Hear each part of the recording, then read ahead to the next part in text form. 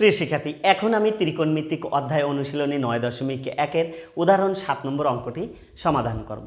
7 নম্বর অঙ্কটিতে দেখো বলেছে প্রমাণ করো যে 1/1 plus sine square theta plus 1/1 plus cosec square theta equal 1। এইটা আমাদের প্রমাণ করতে হবে। তাহলে দেখো আমরা যেহেতু প্রমাণ করতে বলেছে তাহলে আমরা লিখব লেফট সাইড বা বাম পক্ষ। দেখো এখানে লিখেছি left side 1/1 plus sine square theta plus 1/1 plus cosec square theta. এখন আমরা যদি কাজ করতে যাই তাহলে প্রথম যে অংশটা আছে এটা আমরা এভাবেই রেখে দেব, অর্থাৎ 1/1 প্লাস সাইন স্কয়ার থিটা। এখন প্লাস আছে, আমরা প্লাসটা দিয়ে দিলাম। এখন এই পাশে এসে উপরে 1 আছে, আমরা 1টা দিয়ে দিলাম। আর এখানে 1 প্লাস এই কোসেক স্কয়ার থিটাকে আমরা ভেঙে দেব। কোসেক স্কয়ার থিটাকে আমরা ভেঙে দেব। কোসেক স্কয়ার থিটা সমান লেখা যায় 1/সাইন স্কয়ার থিটা। তাহলে আমরা এখানে লিখে দিলাম 1/সাইন স্কয়ার থিটা। এরপরে প্রথম অংশ যা আছে তাই আমরা লিখে দিব 1/1 প্লাস সাইন স্কয়ার থিটা। এটা এভাবেই আমরা লিখে দিলাম। এরপরে দ্বিতীয় অংশে আমরা একটু কাজ করব, সেটা হলো এই যে নিচের এইটুকুর আমরা লসাগু করব। তাহলে অর্থাৎ হরের লসাগু, প্রথম 1-এর কিন্তু কোনো কিছু নেই এবং পরে 1-এর নিচে আছে সাইন স্কয়ার থিটা, তার মানে হর কিন্তু শুধু সাইন স্কয়ার থিটাই আছে। তাহলে এই সাইন স্কয়ার থিটাই হবে আমাদের লসাগু। তাহলে লসাগু সাইন স্কয়ার থিটা হলো।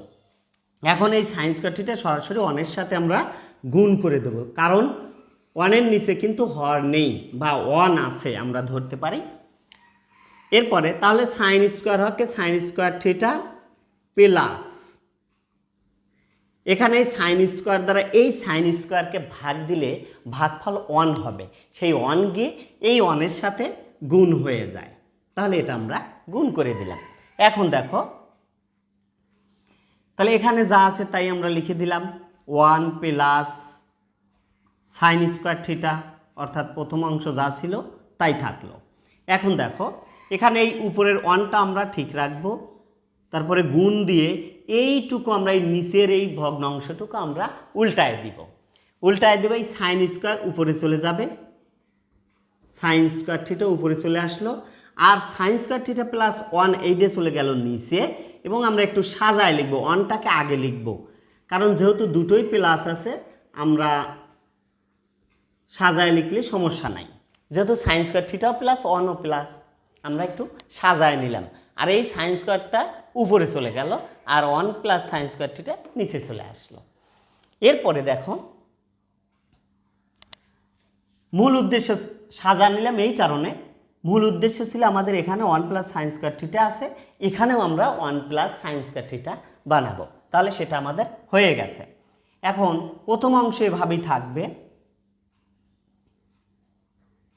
প্রথম অংশ 1 plus sine square theta plus, এখন এই 1টা এই সাইনের সাথে গুণ হয়ে যাবে, অর্থাৎ সাইন স্কয়ার থিটা ডিভাইডেড নিচে যা আছে তাই 1 প্লাস সাইন স্কয়ার থিটা। এখন দেখো আমরা কি করব, লসাগু করব। লসাগু কি হয়, এখানে আছে 1 প্লাস সাইন স্কয়ার থিটা, এখানেও আছে 1 প্লাস সাইন স্কয়ার থিটা। তাহলে দুটো যেহেতু একই, অর্থাৎ হরের লসাগু, তাহলে দুটো হর যেহেতু এক, তাহলে লসাগু হবে একটা, যে কোনো একটা, অর্থাৎ 1 প্লাস সাইন স্কয়ার থিটা। দুটো মিলে আমরা একটা নিলাম, যেহেতু দুটো একই জিনিস। এরপরে দেখো 1 প্লাস সাইন স্কয়ার থিটা দ্বারা 1 প্লাস সাইন স্কয়ার থিটাকে যদি আমরা ভাগ দেই, ভাগফল হবে 1, কারণ হলো একই জিনিস দ্বারা ভাগ দিলে সবসময় ভাগফল 1 হয়। সেই 1 গিয়ে এই 1-এর সাথে গুণ হবে, তাহলে 1 হককে 1 এই প্লাস। এখন আমরা আবার এই 1 প্লাস সাইন স্কয়ার থিটা দ্বারা এই 1 প্লাস সাইন স্কয়ার থিটাকে ভাগ দেবো, ভাগ দিলে ভাগফল হবে 1, সেই 1-এর সাথে এই সাইন গুণ হয়ে যাবে, অর্থাৎ সাইন স্কয়ার হচ্ছে সাইন স্কয়ার থিটা। এখন দেখো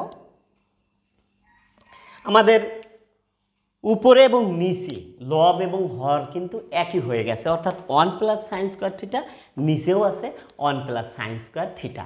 তাহলে যদি দুটোকে আমরা ভাগ দিই, যেহেতু একই জিনিস, তাহলে ভাগফল হবে 1। এই 1ই কিন্তু আমাদের প্রমাণ চেয়েছে। তাহলে আমরা লিখতে পারি নিচে যে সুতরাং এলএস ইকুয়াল আর এস, অর্থাৎ বাম পক্ষ সমান ডান পক্ষ, প্রুভড, অর্থাৎ প্রমাণিত। আবার যদি আমরা বাংলায় লিখি যে প্রমাণ করা হলো, তাও কিন্তু সঠিক হবে। প্রিয় শিক্ষার্থী, আশা করি 7 নম্বর অঙ্কটি বুঝেছ, অর্থাৎ উদাহরণ 7। আবার দেখা হবে পরবর্তী ক্লাসে। সবাই ভালো থেকো, সুস্থ থেকো, আল্লাহ হাফেজ।